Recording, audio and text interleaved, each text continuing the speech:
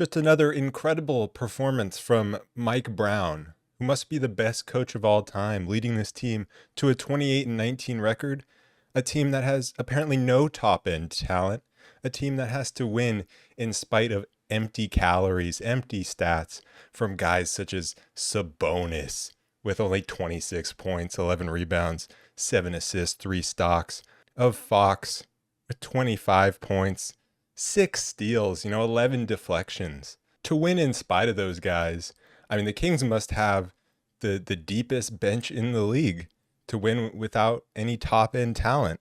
I thought that was the Pacers. I thought the Pacers had the deepest bench in the league. Apparently not.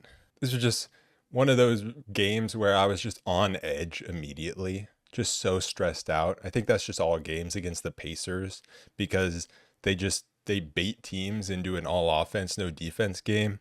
It doesn't work the best against the Kings because the Kings defense isn't elite anyways. So like they're not making the Kings play a whole different game, but it still is just so stressful games that are all offense, no defense. And just from the get-go, I was so stressed out. I don't know if I've been this stressed just an entire game because the first play, of course, TJ McConnell is starting again, and he just goes right to the rim and lays it up. And I'm just like, here we go again. And that happened, guys getting to the rim, especially TJ McConnell, getting to the rim so easily. I'm like, here we go again. Like, how could that happen just right away? We weren't locked into that after what happened last time against the Pacers. But yeah, the Kings were able to get it together from there. It was interesting. Tyrese Halliburton coming off the bench. He's been playing about 20 minutes, a little over 20 minutes per game, coming back from injury. It doesn't make sense why they're playing him, but they're playing him so that he is going to qualify for awards and all NBA and all that, which is not a great look. I think he might have forgotten that the Kings traded him in this one because it sure seemed like he was playing for the Kings. I mean, that was the worst I've seen him play in forever. So that was nice. I mean, the Pacers in general were just very, very sloppy. The Kings were pretty sloppy as well. But, 16 turnovers for the Kings, 22 for the Pacers. It felt like any time that any King did something stupid, passed the ball to the other team or just whatever it was, the Pacers just gave it right back every time. But still a good win against a team that can just catch fire and is an amazing offensive team, even if they were missing pieces. But they had more guys this time than they did last time we played them and lost to them.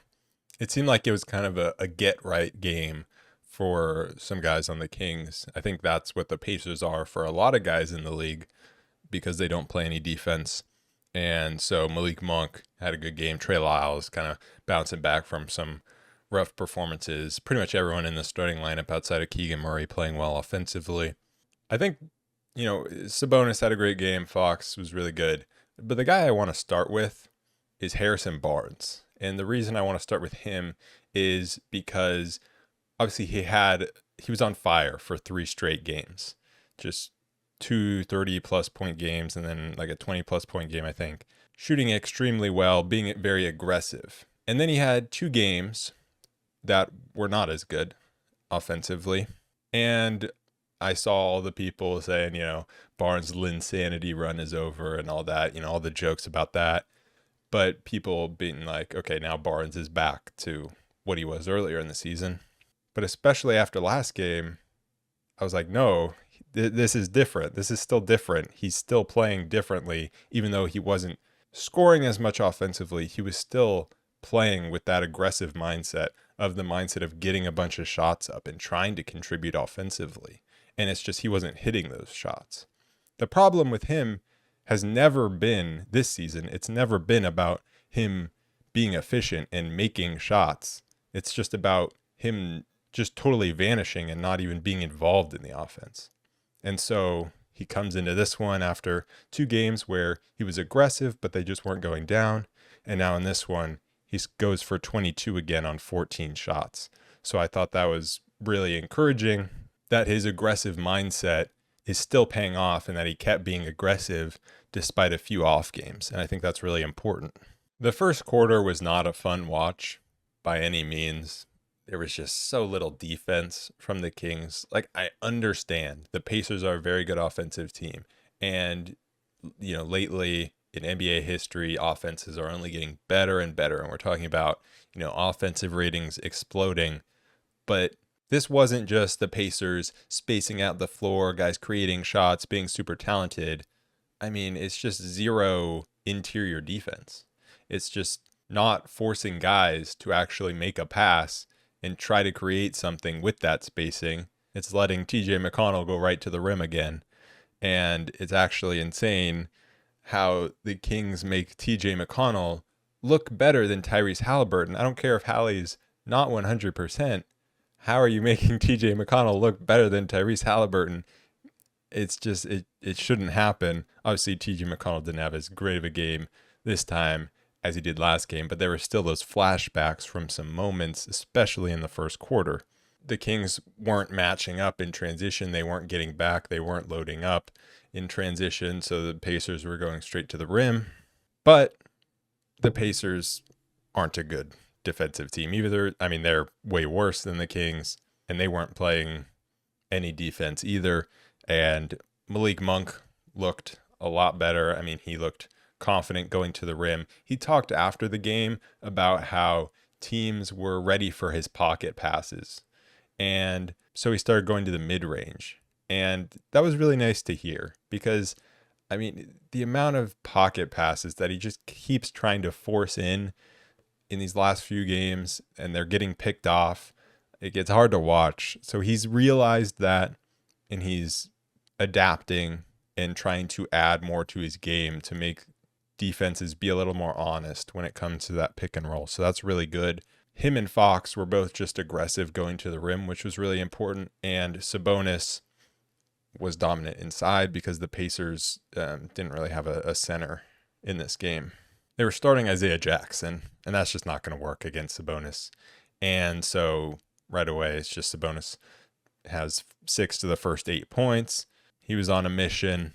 And so despite not good defense, getting back cut to death or getting just caught off guard by the Pacers' offensive movement and not being able to keep up for it, despite that, it's still only a 2-point game at the end of the first, or actually a 1-point game, 39 to 38. And then the Kings picked it up defensively in the middle 2 quarters, which was good to see. The fourth quarter kind of went back to some of the things in the first quarter. And I feel like that's just kind of a trend for the entire season, is the Kings aren't really awake in the first quarter. They pick it up a little bit in the middle, and then they kind of get a little sloppy, especially if they have a lead. This is more if they have a lead. If they have a lead, then they get really sloppy on both ends of the court in the fourth quarter and make it a little more interesting than it has to be. For all the jokes that the Kings fan base has about other teams playing well against the Kings when they're without their star players, I mean, it's not really a joke because it's true. But then to see it in action where Tyrese Halliburton comes into the game in the second quarter and the Pacers looked way worse, like it's just like, come on, like what are we doing here? I mean, I was happy that obviously they looked better, but like really, it takes Halliburton coming into the game for you guys to pick it up. But the Kings inserted Kessler Edwards into the game to guard Halliburton, and the Kings switched a lot, so it wasn't always Kessler on Halliburton, but that was the primary matchup. And we'd seen Kessler Edwards get a few minutes here, a few minutes there in previous games, but they never really went with him consistently. And I had wanted to see him get a little bit of consistent run to see if there's something there. And so this being the first game where he got run throughout the entire game is a very good start. He played 15 minutes, didn't take a single shot attempt, but was a plus 11, which was second highest on the team to Keegan Murray at plus 12. He had 2 steals, a block, so many great defensive plays. I mean, I couldn't even count them. I started writing them down. I was like, oh, Kessler blocked Mathurin. Kessler with some more great defense. Kessler ties up Siakam. Oh, on this possession, he made things difficult. I just stopped because I'm like, he's just making so many plays defensively. I think he truly helped change the game defensively. Trey Lyles took a charge at the start of the second quarter. That was really good. And Kessler was forcing Halliburton into turnovers. Halliburton had 5 turnovers and he only had 1 assist, which is just unheard of for him. Again, I understand he's not 100%, but that's still really impressive. Kessler's rebounding was also really good, and it was just nice to have another defensive wing out there. And even if Kessler isn't the answer in the rotation, I think it just shows how much the Kings just need to add another defensive wing to this roster by the trade deadline. Just go get a Royce O'Neal or something like that. It helps so much. And I thought the Kings' substitution patterns didn't always make sense because they had Kessler Edwards and Keegan Murray out there at the same time.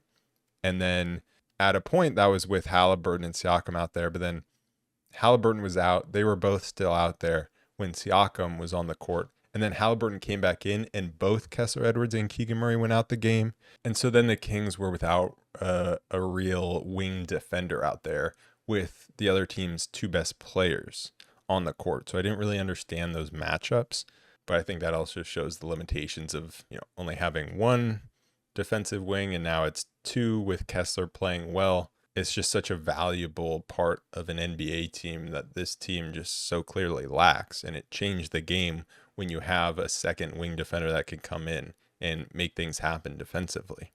That second quarter was just huge from the bench because the Pacers bench is a huge strength of theirs.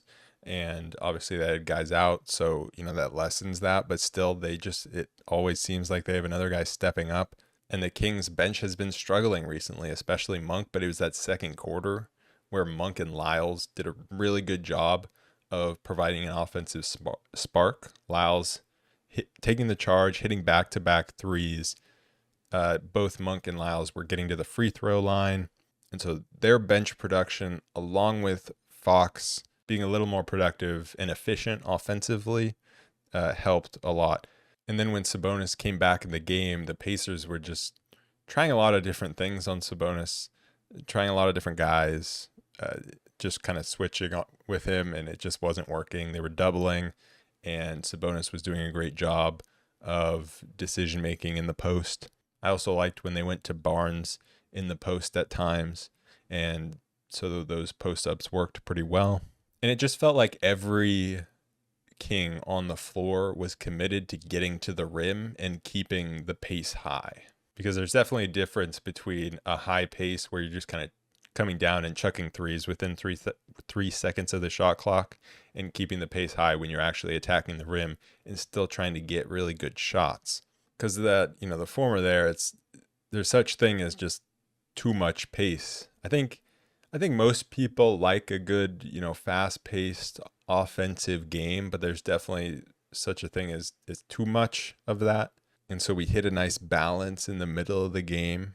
There was also a challenge. Mike Brown successfully challenged an out-of-bounds call at the end of the second quarter. So big for Mike Brown. Let's go.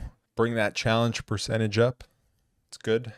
The start of the third quarter, it was good. Like, the Kings didn't allow a bucket for the first 3 minutes or so of the third quarter. And so, that's great. But, I have to acknowledge that the Pacers missed a lot of easy shots, especially around the rim. Isaiah Jackson missed 3 or 4 just right at the rim. But, the Kings were contesting. Sabonis and Barnes were there contesting shots. So, it's something. But definitely got a little lucky there. But that third quarter was really good for Barnes, especially early on. He was just working Aaron Nesmith inside, outside, everywhere on the court. And I thought when both teams got a little sloppy, the Kings really did a good job of taking advantage of the Pacers' sloppiness. And they did a good job of recovering and getting back in transition when they were sloppy. And so not allowing the Pacers to take advantage of those fast break opportunities. There were so many times where the Kings would either steal the ball right back or just knock it out of bounds or force a miss in transition. And so that was great. And there were just so many times where the Pacers were throwing the ball right to the Kings. Like, Harrison Barnes had 3 steals. It felt like all of them were just the Pacers throwing the ball straight to him. Like, De'Aaron Fox was what is that, a tied career high 6 steals, I think. I think those were a little more earned in the sense of he actually had to, make something happen instead of just being in the right spot. But there is something to be said about being in the right spot to get a steal. The Kings got up as much as 18 in that third quarter. Then Pacers went on a little spurt. Kings called the timeout, but the Pacers still kind of kept up some momentum at the end of the third. And I think the Kings had an 11-point lead at the end of the third. So solid. Could have been a little better, but it could have been worse as well. And then the fourth quarter came, and it felt like a classic Kings fourth quarter from this season, where they start off pretty well, get a pretty good lead, and then they're just, miss a few free throws. Monk and Fox come out at the same time, and then the offense kind of stalls because you have no one that's really getting to the rim. You, of course, have missed free throws. Kings went 18 for 28 from the free throw line. I mean, there's no way to just improve that. It's a mental thing that we just have to hope magically gets better, because there are good shooters just not being able to make free throws. I mean, Sabonis went 8 for 9 from the free throw line, and we still shot 64%. Barnes 0 for 2, Fox 2 for 6, Herter 2 for 3, Lyles made his 2, and then Monk was 4 for 6. I mean, it's a real problem for the Kings closing out games, and hopefully they're just saving it all for the playoffs. But it felt like the game should be over, and it wasn't. Kings getting, they got a little sloppy. Like, you had Herter throw one away that led to a 3, and then he made up for it with a 3 of his own. And Monk and Fox came back in, and things looked like it was going pretty well. Halliburton was still turning the ball over, and you had that big Sabonis offensive rebound back out to Monk for 3 with about 3 minutes to go, and it felt like, okay, that's it. That's the end. But of course it wasn't. And it wasn't for a couple reasons. One, free throw shooting is just the biggest one. But two, the refs didn't call anything. Like, Sabonis got jumped on. Siakam jumped onto Sabonis' back and then hit him in the face. And there was no call. They run down to the other end. Siakam shoves Sabonis in the back, and there's no call. Like, what does Sabonis have to do? The refs are part of the anti-Sabonis deep state, along with the NBA and their all-star voters, the coaches. Everyone's a part of the anti-Sabonis deep state, I swear. And there were so many moments where there were just clear fouls. I mean, the Pacers, I think, trying to foul, and the refs wouldn't call it. There was the play where Fox was just getting hounded by Nesmith, clearly being fouled multiple times. And then Siakam reaches in, and it looked like he got the ball cleanly, and then it's Siakam who gets called for the foul. Just horrible officiating down the stretch to try to keep the Pacers barely in it. Of course, there was also some bad plays from the Kings that, of course, we've seen a lot. Like when Fox missed a free throw, the Kings just didn't get back, and it was Herter against, I don't remember who, but one-on-one. Like, that just can't happen. You have to load up. You can't allow them to score within 3 seconds, which is how we lost against the Suns. Just not getting back, not loading up, and allowing the other team to score so quickly. Like, if the other team scores, it is what it is, but you have to at least make them take 15 seconds to score. It can't be 3 seconds. And then Monk, for some reason, not just running the clock out, going to the rim, missing, and then Pacers come down, score. And, it never felt like it was totally out of hand, but it was just flashbacks again. The Kings just horrible at closing out games. And of course, like, the defense is a problem. The offensive decision-making can be a problem. But at the end of the day, if the Kings just make their free throws, this won't happen. But it doesn't seem like that's going to happen. Kings just always have to, put a little bit of a sour taste in my mouth after these games with the way they end them. Just with free throw shooting and bad defense and turnovers and such. But this is still a really good win going into Indiana and now being 4-1 on this road trip, winning 5 of our last 6. Sabonis, he kept his double-double streak alive. just continuing to put up absurd numbers. Keegan struggled a bit. He went 1 for 6 from three and then only took 1-2. And it just felt like he never really got into the game offensively. And this is coming off the back of a really good offensive game where he scored 33. Just didn't feel like he had much of a presence in this game at all. Fox, though, looked better than he has because he was attacking the rim. Again, getting to his float game, his mid-range game. The three wasn't falling, and neither were the free throws. And it seemed like he probably should have got more free throws with the contact he was taking. But honestly, we don't want that. We don't want him shooting more free throws. It's bad. His defense was a little up and down, but for the most part, it was a positive because getting 6 steals is huge. He got 11 deflections. I do think there were times where he kind of got caught maybe looking for a steal a little bit instead of just playing better defense. Maybe getting caught a little flat-footed to get out to, he was guarding Halliburton late and he was flat-footed, and then so he has to kind of sprint out to Halliburton, and then Halliburton just goes right by him. So there were definitely a few of those moments, but overall I would say it was a positive.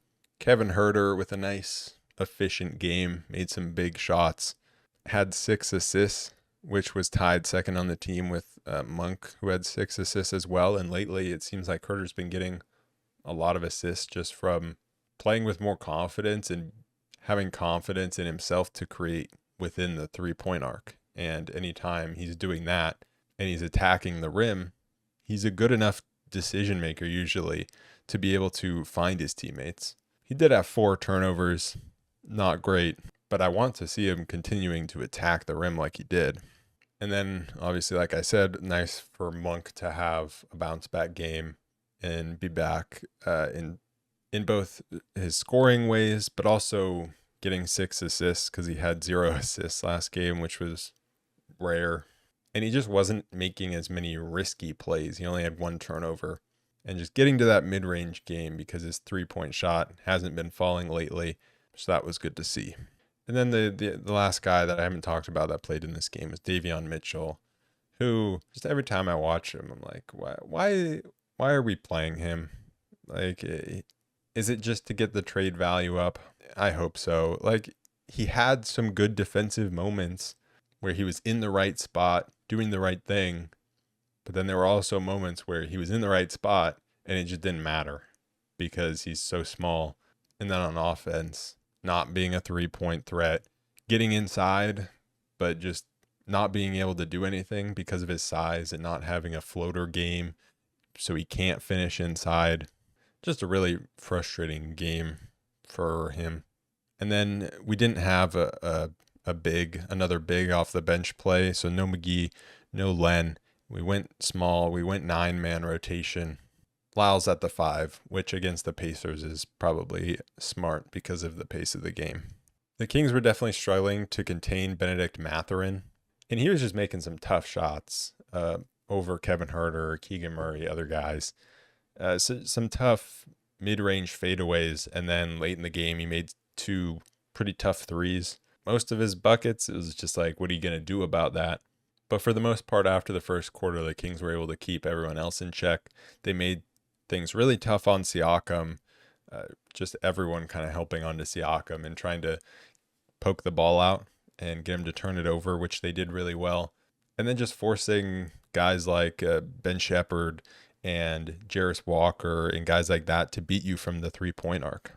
So that was a good adjustment from the first quarter of forcing certain guys to beat you from deep. Of course, TJ McConnell in the first quarter comes in, hits a 3, shooting like 11% on the year or whatever, but that evened out. The Kings now play the second night of a back-to-back going to Chicago. And Chicago's without some guys, without Zach LaVine and Patrick Williams, and a few other guys are questionable going in. But the Bulls are just in such a weird state. I mean, they have been, just because it's like, are they going to blow it up for the last few seasons? But now, obviously, we're coming up on the trade deadline. So there's just a lot of guys playing. Maybe they're playing to get traded. I don't know. But on ESPN, it says Kobe White is a game time decision. But he's a guy who, if he plays, I'm really interested to watch. and I assume it would be Fox who gets that matchup because he's been playing so well this season, been shooting it really well from deep, but just been a great scorer for them. I'm honestly kind of terrified of Andre Drummond coming in and just grabbing every rebound with the Kings, being on the second night of a back-to-back, maybe being tired. You got to really focus on the glass when Andre Drummond comes in off the bench. Another interesting matchup should be Fox against Caruso. Obviously, Caruso trying to guard Fox. Caruso's a great defender, and so we'll see how that matchup goes. Anyways, that is it for this episode of the Rule Report. I will be back tomorrow night to recap the game against the Chicago Bulls. Peace.